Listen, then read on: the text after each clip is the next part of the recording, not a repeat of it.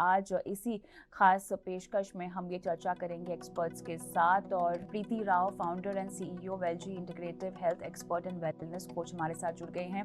Clearly जो बातें समझ में आ रही है उससे ये नहीं लग रहा है कि अगर बारिश कुछ इलाकों में शुरू भी हो जाती है तो वो एक नॉन स्टॉप मानसून का ही आगमन हम कह सकते हैं, ऐसा भी नहीं है। तो मोटा मोटा गर्मी का जो प्रकोप है, इनफैक्ट बहुत चांसेस है कि जहां बौछारें पड़ेंगी वहां पर और बढ़ जाए। और ऐसे में प्रीति, ये ठंडा गर्म का जो सिलसिला है आपकी बॉडी को एडजस्ट करने में बहुत दिक्कत हो जाएगी, क्योंकि आजकल तो आप सुबह 7 बजे भी उठो तो ऐसे लगता है कि दोपहर 12 बजे की गर्मी है। बाहर आप बस पैर रखते ही हो और आप पसीने से तर हो जाते हो, इस तरह की गर्मी है। और महाराष्ट्र, मुंबई से इलाकों में तो ह्यूमिडिटी इतनी ज़्यादा बढ़ गई है, इवन साउथ में इतनी बढ़ गई है कि पानी की तो आपकी प्यास खत्म ही नहीं होती। तो ऐसे में जहाँ पे अब जो कि बता रहे हैं कि कुछ इलाकों में बौछारें हो सकती हैं, बॉडी के लिए एडजस्ट करना बहुत मुश्किल हो जाता है। तो इसका कैसे ध्यान रखा जाए? हालांकि हमें आगे भी शो में बहुत पहलुओं पर बात करनी है, पहले इसके बारे में बताएं। बहुत महत्वपूर्ण सवाल आपने पूछा, क्योंकि देखिए ऐसा है ये, और एक्चुअली इस because of the climate change हमने वेदर में बहुत बदलाव देखा है इस बार। दिल्ली में और नॉर्थ इंडिया में जब बहुत ज्यादा गर्मी होती थी, इस बार we also had pleasant weather. So what is the body? The body एक थर्मोस्टैट जैसा है, ठीक है। इसके जितने ज्यादा बॉडी पार्ट्स है, the body is naturally tuned to adjust itself to the weather conditions. अगर बहुत ज्यादा जब गर्मी होती है तो बॉडी नेचुरली में स्वेटिंग होती है। जब स्वेटिंग आता है तो हमारे स्किन और त्वचा के ऊपर स्वेट आता है। वो स्वेट जब एयर के साथ मिलता है, ठीक है, it creates a cooling effect on the body. So the body is naturally tuned, right? Similarly, the other things that we have realized that the body can actually tell you in a lot of different ways.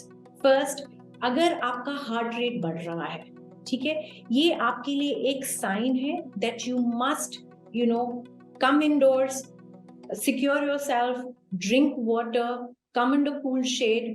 ये दूसरी चीज है, blood pressure कहीं बार drop हो जाता है। इसमें आदमी को फटीग, टायर्डनेस जैसे फील हो सकता है।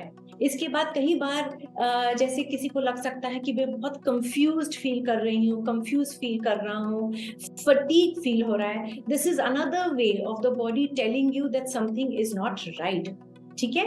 The other things that can happen also is कई बार स्किन में, अब बॉडी मैंने जैसे बोला नेचुरल थर्मोस्टैट है, तो उसके साथ वो स्किन में स्वेटिंग हो रही है, और स्वेट जब एनवायरनमेंट के साथ टच में आ रहा है तो इस creating a cooling effect. But the same time जब एक्सेसिव स्वेटिंग होती है तब बॉडी में रैशेस भी हो सकते हैं। और ये रैशेस कहाँ कहाँ दिखे जाते हैं? आपको नेक पे दिखेंगे, आर्मपिट में दिखेंगे, under the breast, growing area, elbow area, behind the knees. ये सारी एरियाज है जहां पे रैशेस हो सकते हैं, रेडनेस ऑफ द स्किन हो सकता है, सनबर्न हो सकता है। जब ये सारी चीजें भी अगर आपको दिखती हैं तो इसका मतलब है कि हमें ध्यान देना चाहिए। दूसरी चीज, गर्मी के टाइम पे स्पेशली हमारे जो होंठ हैं वो ड्राई फील करेंगे, हमारा जो स्किन है वो ड्राई और फ्लेकी फील करेगा। अगर स्किन में एक्सेसिव ड्राइनेस हो रही है और आपके लिप्स ड्राई हो रहे हैं, दैट इज अनदर साइन कि हाँ, मुझे पानी पीना चाहिए, मुझे अपना ख्याल रखना चाहिए। दी अदर थिंग्स, अगर आपको डायरिया हो रहा है, वॉमिटिंग हो रही है, ठीक है, excessiveness of any of this, any amount of diarrhoea is suppose to be, you need to call attention, you must, आपको उस समय डॉक्टर को जरूर मिलना चाहिए।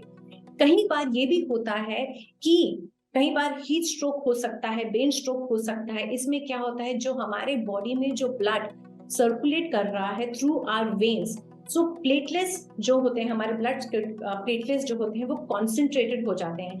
जब प्लेटलेट्स कॉन्सेंट्रेटेड हो जाते हैं तो हमारे वेन्स ब्लॉक हो सकते हैं। इससे क्या होता है, जो एसेंशियल ब्लड एक मीडियम है जिससे हम एसेंशियल न्यूट्रिएंट्स, हम ऑक्सीजन पहुंचाते हैं अपने ब्रेन को, अगर उसमें ही क्लॉटिंग हो जाए तो it can be very very dangerous and lethal. तो ये सारे साइंस हमारी बॉडी नेचुरली हमें बताती है, बट कई बार हम उसको इग्नोर करते हैं और कंटिन्यू करते हैं।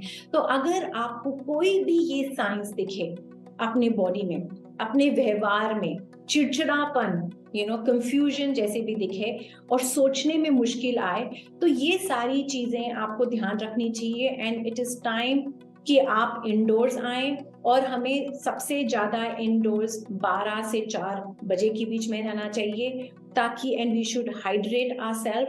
एक्सेसिव स्वेटिंग से हमारा सोडियम पोटेशियम लेवल कम हो जाता है। इलेक्ट्रॉल्स पीने चाहिए, जैसे मैडम ने बताया इससे पहले, हमें at least for every individual we need, हम कहते हैं 8 ग्लासेस, बट हर इंडिविजुअल को अपने वेट के अनुसार पानी चाहिए।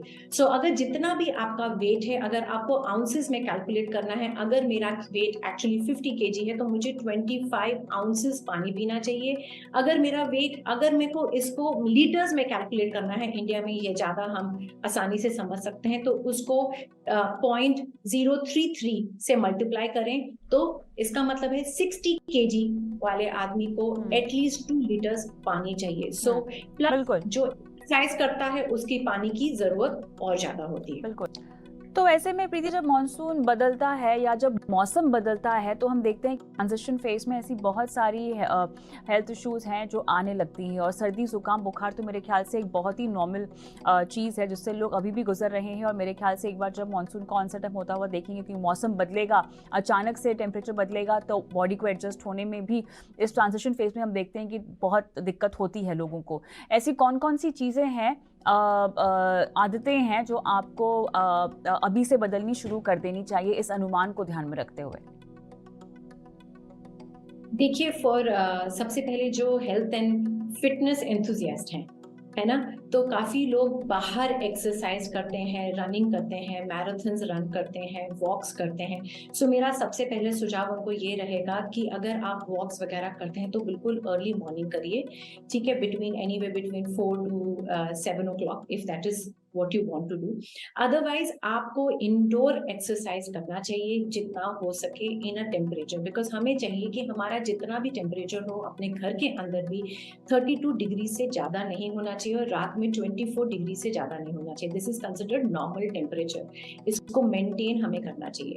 दूसरी चीज़ें, अगर आप एक्सरसाइज कर रहे हैं तो जितना मैंने आपको पानी के बारे में बताया था, तो आपको उससे ज़्यादा पानी की ज़रूरत होगी, और आपको इलेक्ट्रोलाइट्स वगैरह पीने की ज़्यादा ज़रूरत होगी। नींबू पानी पीजिए, coconut water, which is applicable to everybody. दूसरी चीज़ हमें जो करना चाहिए, अगर हम घर पे हैं तो दोपहर के टाइम पे हमें अपने कर्टन्स को ड्रॉ कर लेना चाहिए, क्योंकि जितना भी हीट आउटसाइड है उसे ताकि हम अंदर ना आने दें, विंडोज़ वगैरह को बंद करें, और सिर्फ सुबह के टाइम पे विंडोज़ वगैरह को खोलें। सिमिलरली अगर ठंडा मौसम हो रहा है और टॉलरेबल है, तो अच्छी हवा चल रही है, तो विंडोज़ वगैरह को खोलिए, खिड़कियों वगैरह को, दरवाजे वगैरह खोलिए, तो ताकि अच्छा एयर सर्कुलेशन हो। इसके बाद हमारा रहा कि हमें खाने में क्या खाना चाहिए। हमें खाने में definitely seasonal fruits and vegetables खाना चाहिए, और ये देखिए हमारा बॉडी जो है 60 to 70% वाटर है।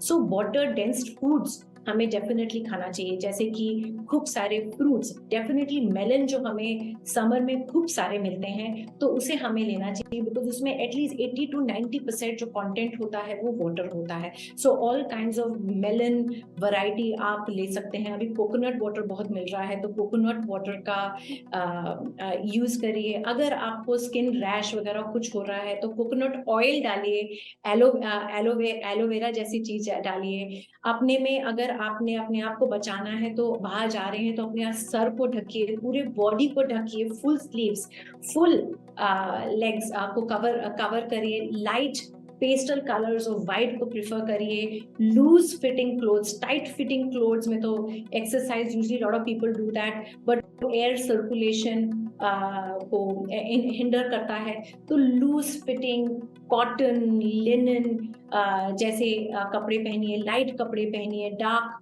शेड्स में ना पहनिए। सो ये सारे मेरे कुछ सुझाव होंगे जो हमें डेफिनेटली यूज करने चाहिए, और इससे हमें खूब सारी रिलीफ मिलेगी।